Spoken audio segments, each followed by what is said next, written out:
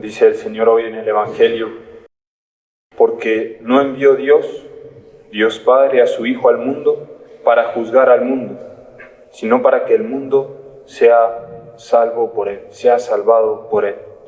Y es el misterio que hemos celebrado en estos días, en la Pascua del Señor, nuestra salvación que ha sido dada por Él.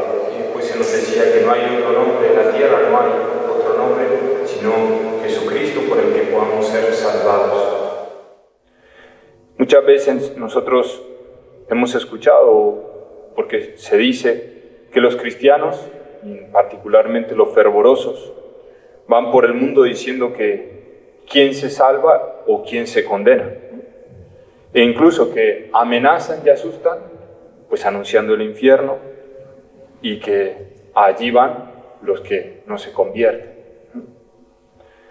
Pues esto no es verdad, por lo mismo que hoy escuchamos en el Evangelio, porque Dios no envió a su Hijo para juzgar al mundo, sino para que el mundo sea salvado por Él.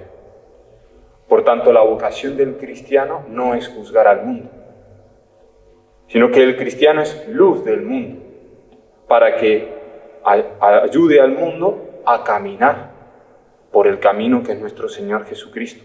Es decir, ilumina el camino a un mundo que está en las tinieblas. Pero también ahí vemos el daño que nosotros hacemos cuando juzgamos.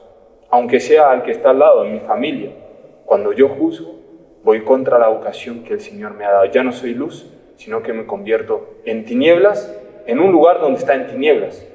Es decir, se apaga la luz. Y donde se apaga la luz, parece que reina la oscuridad.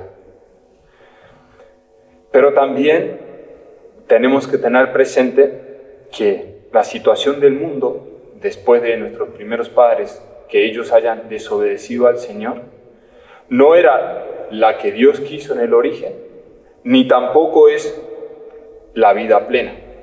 ¿Sí? Después de Adán y Eva, después de su desobediencia, no podemos afirmar que la vida que el hombre vive o vivió después de eso, pues sea la vida eterna o la bienaventuranza, lo deseado por el hombre, ¿no?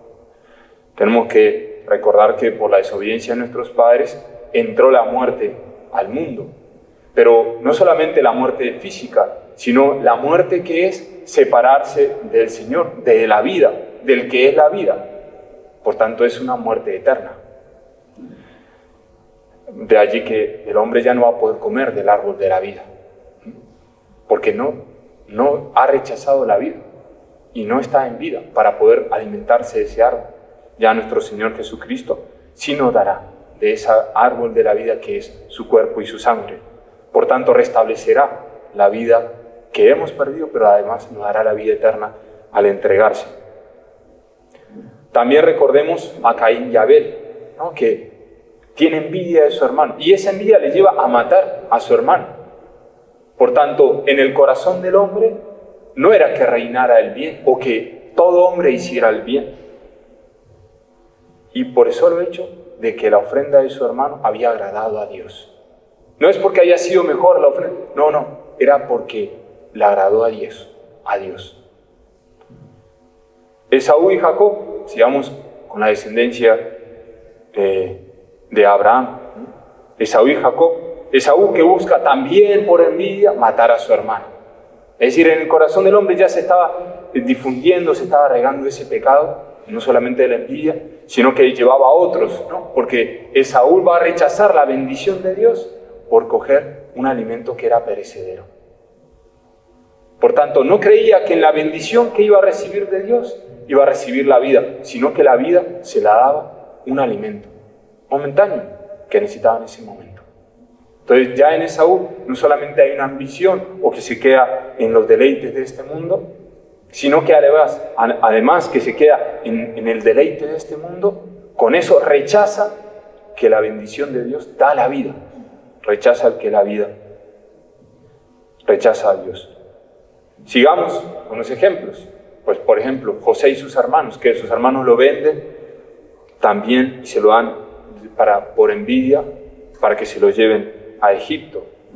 Saúl y David, Saúl que rechaza a David como ungido del Señor y lo busca también para matar, Por tanto, ya no es solamente envidia, sino que es la muerte. Es querer que el prójimo desaparezca.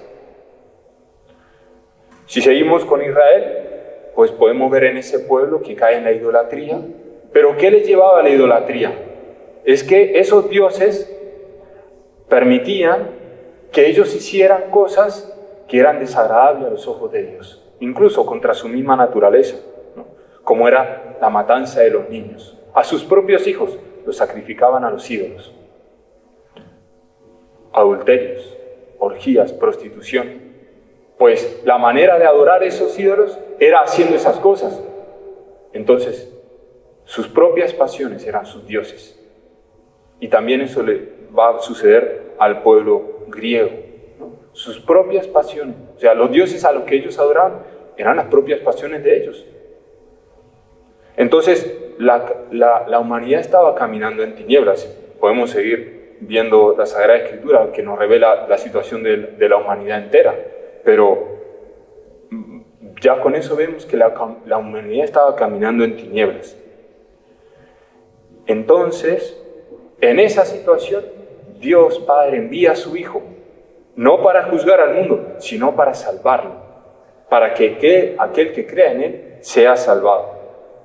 Entonces se nos da una posibilidad de una salvación. Es que aparece el Salvador, el que nos salva de esa situación. Y a nosotros una vida nueva. Una vida que ama y por tanto constantemente está queriendo el bien del otro, y no solamente queriendo, sino realizando el bien del otro. Es que hay un abismo grande entre querer el bien del otro y poder realizarlo. Pues nuestro Señor Jesucristo nos da la gracia de poder realizarlo, amar. Cuando busco y quiero y se realiza el bien del otro. Una vida que ama la vida.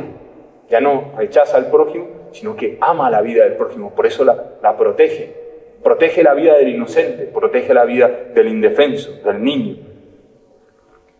Pero también una vida que no se rige por el miedo, que no es gobernado por el miedo, porque constantemente está amando. Pues esa vida nueva que el Señor nos viene a traer va a ser la que hoy escuchamos en la primera lectura, la que anunciaban los apóstoles y que recibe el ángel, les dice que vaya a anunciar ese nuevo modo de vivir. Y a la vez esa es la vida que ilumina en las tinieblas, en un mundo que está caminando por el mismo pecado. Y entonces, continuando con el Evangelio, nos dice que el Señor no viene a juzgar al mundo, sino que aquel que ame las tinieblas, es decir, siguiendo en sus vidas, en sus obras, y rechace la luz, ese ya está juzgado. Y sus mismas obras le condenan. Entonces, Dios, que en su infinita misericordia no quiere la muerte del pecador, sino que se convierte en viva, quiso enviar a su Hijo para salvarnos.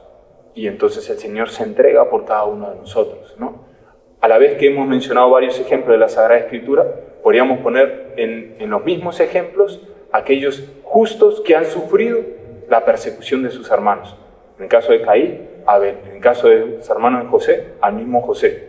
En el caso de Saúl, podríamos poner a Jacob, el justo que padece por el mal y el pecado de su hermano. Pues eso estaba anunciando lo que nuestro Señor Jesucristo realizó y va a realizar, celebrábamos en estos días, realizó por cada uno de nosotros. Carga nuestro pecado para salvarnos, para darnos vida. Y ahí también descubrimos nuestra vocación como cristianos, que no estamos llamados a juzgar al prójimo, no, precisamente a perdonar, a amar al prójimo, a amar al enemigo. Y a la vez vemos cuánto daño hacemos nosotros cuando juzgamos.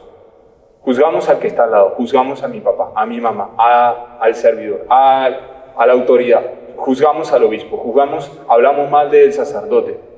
Para todo tenemos un juicio. Y precisamente cuando hacemos eso, nos transformamos en una vela que está apagada, que no ilumina.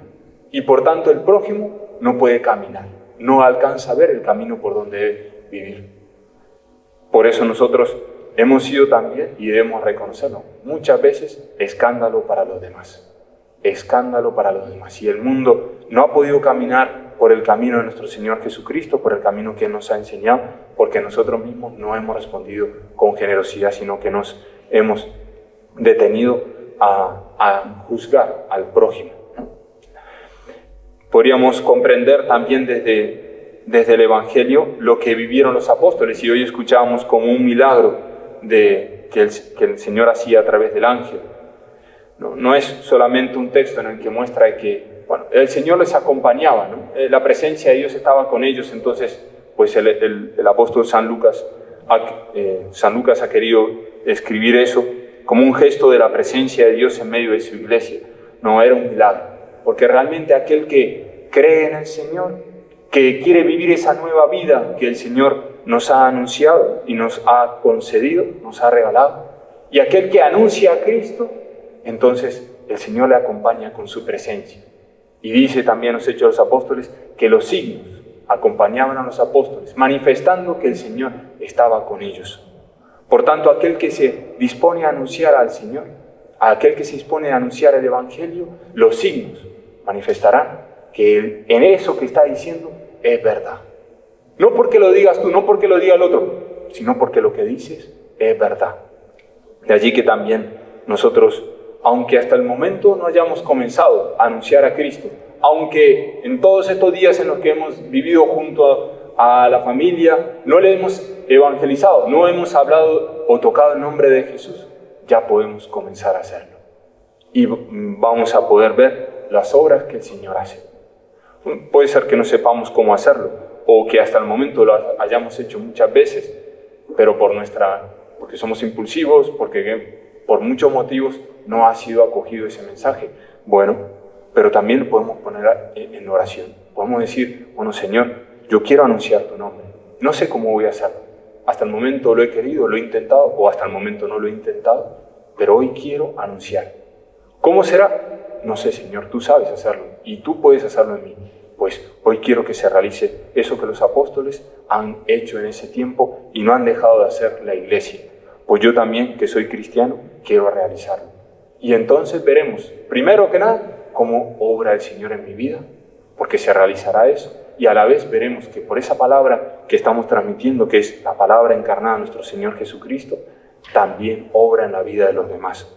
Pues démosle gracias al Señor que nos ha salvado del pecado, nos ha salvado de las tinieblas, pero también seamos generosos, abramos nuestro corazón para poder anunciar a los otros la nueva vida que el Señor nos ha regalado, que es la vida de nuestro Señor Jesucristo, el Evangelio. Gloria al Padre, y al Hijo, y al Espíritu Santo. Como era en el principio, ahora y siempre, por los siglos de los siglos.